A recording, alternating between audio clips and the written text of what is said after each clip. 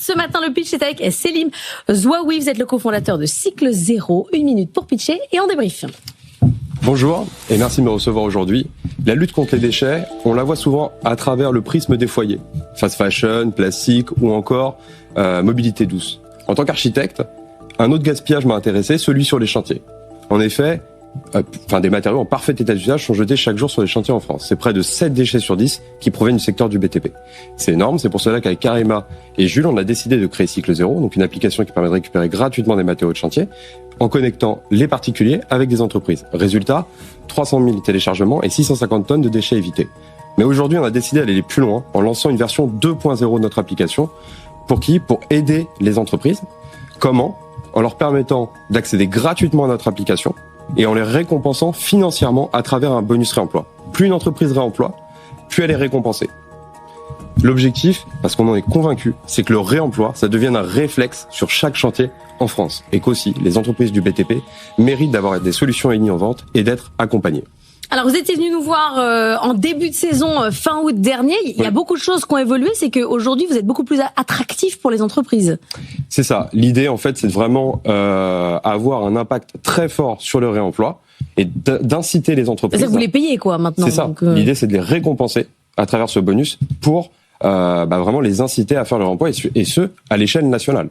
Anthony, alors faut peut-être juste réexpliquer comment ça se passe du point de vue de l'utilisateur. Donc quand on utilise l'application, c'est-à-dire qu'on va pouvoir récupérer, on voit par exemple, on géolocalise des chantiers autour de soi, c'est ça, et on voit s'il y a par exemple des fenêtres en PVC, c'est quel type de matériel d'ailleurs qu'on peut récupérer ? Alors c'est tout type de matériel, ça va du gros œuvre à la décoration. Et en effet, il y a des fenêtres de PVC, il peut y avoir des portes, des lavabos, il peut y avoir aussi des éléments de décoration, du mobilier. Et en effet, c'est basé sur la géolocalisation, car notre action, elle est avant tout locale. Et en fait, c'est les chantiers qui sont situés à proximité où les particuliers peuvent se rendre pour récupérer directement, gratuitement les matériaux de chantier. Parce qu'il y a du rab, en fait. À chaque fois, sur un chantier, il y a des fenêtres en trop, il y a des lavabos en trop. Ou il y a des vieilles fenêtres dont on veut plus, qui peuvent servir. Mais pas trop vieilles, parce que l'idée, c'est ça. C'est que ça soit pas trop vieux et que ça soit toujours en état d'usage, parce que... Les normes changent, quoi. C'est ça. Et l'idée, c'est toujours, en fait, de pouvoir proposer des matériaux de qualité. Donc, soit il y a du surplus, mais aussi, et majoritairement, lié à du curage issu du chantier. Alors, tout se joue en fait sur le chantier puisque vous stockez pas les produits, les matériaux ailleurs. Donc en fait, ça doit aller très vite. Les particuliers, ils ont combien de temps pour venir récupérer ? Quand est-ce que ces matériaux sont mis à dispo ? Est-ce que c'est à la toute fin du chantier ? Est-ce que les entrepreneurs anticipent les matériaux dont ils ne vont plus avoir besoin ? Alors en général, les entreprises, elles ont un planning sur leur curage, donc elles savent à peu près le nombre de matériaux qu'elles vont avoir chaque semaine. Et l'idée, c'est que nous, on se cale chaque semaine. Les entreprises peuvent déposer les matériaux qui sont donc issus du curage ou du surplus. Donc ça peut être fait tout au long du chantier, principalement dans la première phase curage, mais aussi donc du coup sur les fins de chantier. Maintenant, aujourd'hui, je vais prendre un exemple. Lors de notre lancement, donc on l'a testé avec une entreprise partenaire, donc qui a signé un partenariat avec nous, filiale du groupe Vinci, et qui a posté les annonces et sous 2 jours. Donc déjà, il y a une réservation sous 5 minutes de l'ensemble des matériaux parce que ça part très vite avec les 300 000 utilisateurs. Et c'est vraiment des particuliers ou c'est des gens qui font un business, ils vont récupérer les trucs et puis ensuite ils vont les revendre ? C'est vraiment des particuliers et puis en plus on regarde. C'est concurrent de Vinci qui du coup non, mais ça peut être des bidouilleurs. Oui. Quoi. Je sais pas.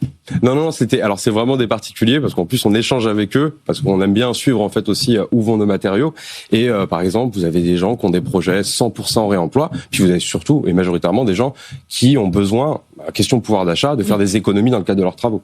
Les particuliers ne paient pas sur l'application, vous rémunérez les entreprises avec le bonus réemploi, du coup qui paye ? En fait, nous on est partenaire d'un éco-organisme donc qui s'appelle Valobat et qui nous rémunère en fonction des matériaux traités. Et donc du coup, en fait, on reverse donc une partie de cette éco-contribution aux entreprises qui donc font du réemploi. Donc vous êtes une sorte de filiale d'un éco-organisme ?